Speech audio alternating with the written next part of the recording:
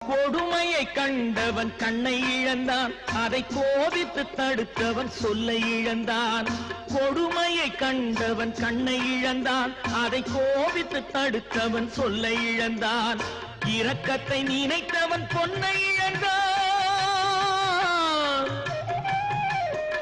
இரக்கத்தை நினைத்தவன் பொன்னை இழந்தான். இங்கு எல்லோர்க்கும் நல்லவன் தன்னை இழந்தான்.